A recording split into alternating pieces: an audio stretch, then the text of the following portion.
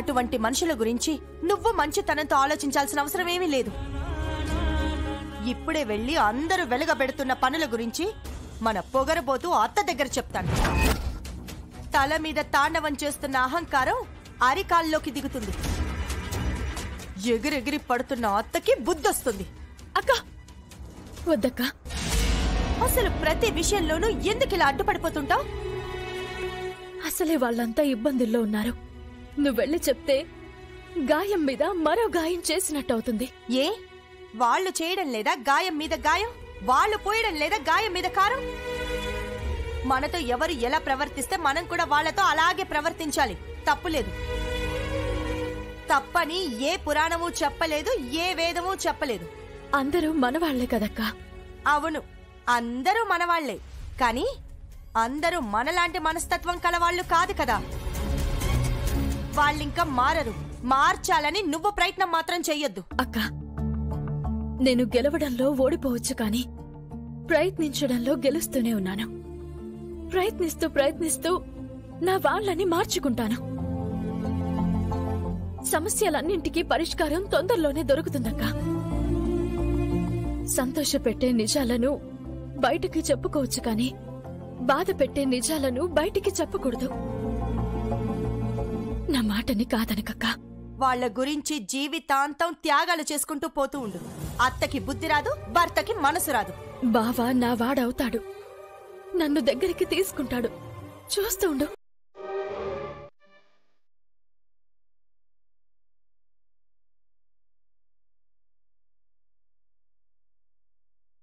ఏంటి సార్, పొద్దు పొద్దున్నే డబ్బులు లెక్క పెట్టుకుంటున్నారు?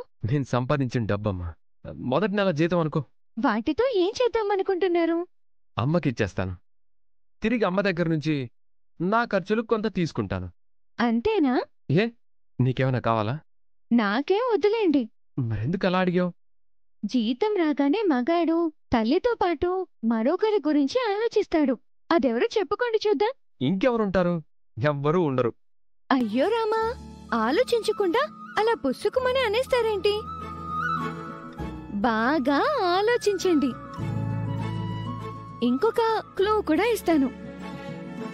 కొన్నిళ్లలో అయితే అమ్మకు కూడా డబ్బులివ్వకుండా మరొకరికిస్తాడు.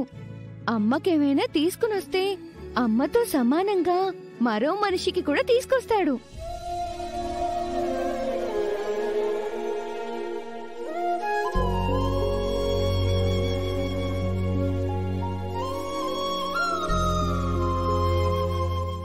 గుర్తొచ్చింది కదా? Very good. కానీ ఇప్పుడు తను నా భార్య స్థానంలో లేదు. తన గురించి నేను ఆలోచించాల్సిన అవసరం కూడా లేదు. అమ్మతో సమానమైన స్థానం ఇవ్వాల్సిన అవసరం అంతకంటే లేదు. సరే, ఇవ్వకండి. సాటి మనిషిగానైనా గుర్తించండి. దారిలో పోయే వాళ్ళందరికీ మనం సంపాదించే డబ్బులతో సాయం చేయాల్సిన అవసరం లేదమ్మా. మీరిలా ఆలోచించారంటే అవని గారి ముందు మీరు చీప్ అయిపోతారు. నేనెందుకు అవుతాను? అవని గారికి జీతం రాగానే మీకోసం ఏం తీసుకొచ్చారు?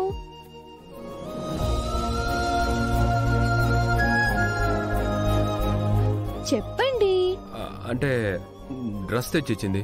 ఇప్పుడు మీకు జీతం వచ్చింది కాబట్టి మీరు కూడా ఏదైనా కొని పెడితే చెల్లుకి చెల్లైపోతుంది. అవని గారికి మీరంటే ఇంకా ప్రాణమిచ్చేంత ప్రేమ ఉంది. మీలో ఆ ప్రేమ చచ్చిపోయింది, కాదనడం లేదు. కానీ మీరామె దగ్గర నుంచి తీసుకోవడమే కాకుండా తిరిగిచ్చారనుకోండి, మీ గౌరవం మీరు నిలబెట్టుకున్నవారవుతారు. అవని మేడంకి మీరంటే ప్రాణం ఇచ్చేసేంత ఇష్టం ఉంది. మీలో ఆ ఇష్టం చచ్చిపోయింది. నేను కాదనడం లేదు. కానీ మీరు కూడా ఆమె చేసిన దానికి బదులుగా ఏదైనా చేశారనుకోండి, మీ పరువు నిలబడుతుంది. మీరెందుకు తగ్గాలి సార్? మీరెందుకు మాట అనిపించుకోవాలి సార్? అసలే మీరు మాట పడనివారు. నేనేమన్నా తప్పుగా మాట్లాడానా సార్? లేదమ్మా, బాగా ఆలోచిస్తే నువ్వు చెప్పిందే కరెక్ట్ అనిపిస్తుంది. శ్రీకర్ గారు, మీరు చెప్పండి. నువ్వే చెప్పమ్మా. మీరే చెప్పండి. అబ్బా, ఎవరో ఒకరు చెప్పండి. ఏంటి విషయం? నువ్వు నాకు మొదటి జీతంతో డ్రెస్ తీసుకొని వచ్చావు కదా? అవును. ఇప్పుడు నాకు మొదటి జీతం వచ్చింది. అందుకే అందుకే నువ్వు నా కోసం ఏదైనా తీసుకొచ్చావా? తీసుకురాలేదు. అందుకే ఈ 3000తో నీకు నచ్చిన చీర కొనుక్కో. తీసుకో. అవసరం లేదు. ఏ, ఇవి సరిపోవా? సరిపోవని నేనన్నానా? మరేంటి ప్రాబ్లం? నేను నీకు డ్రెస్ తెచ్చాను కానీ డబ్బులివ్వలేదు కదా. నీకు ఏ కలర్ ప్యాంట్ అయితే బావుంటుందో, ఏ కలర్ షర్ట్ అయితే నచ్చుతుందో అని బట్టల షాపులో 2 గంటలు కుస్తీ పట్టి మరీ ఆ డ్రెస్ ని తీసుకొచ్చాను. నీలా సింపుల్ గా డబ్బులివ్వలేదు. ఆ కష్టం వెనుక, ఆ శ్రమ వెనుక, ఆ ఇంట్రెస్ట్ వెనుక నీ మీద నాకున్న ప్రేమ అందరికీ తెలిసింది. నీకు మాత్రం తెలియలేదు. ఇప్పుడు నువ్వు కూడా నాకు ఏ చీరైతే బావుంటుందో, ఏ కలర్ అయితే నాకు నచ్చుతుందో అటువంటి చీరని కొనుక్కొచ్చి ఇస్తేనే నేను తీసుకుంటాను. లేదంటే నాకే డబ్బులు అవసరం లేదు. చూసావా అర్చన అలా మాట్లాడుతుందో? సార్, మేడం గారు మాట్లాడిన దాంట్లో తప్పేముంది? గిఫ్ట్ అంటే డబ్బు రూపంలో ఉండకూడదు కదా, దానికి విలువ ఉండదు. మీరస్సలు తగ్గకండి.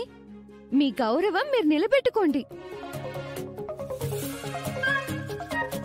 మేడంని షాప్ దగ్గరికి తీసుకెళ్లి నచ్చినవి కొనివ్వండి.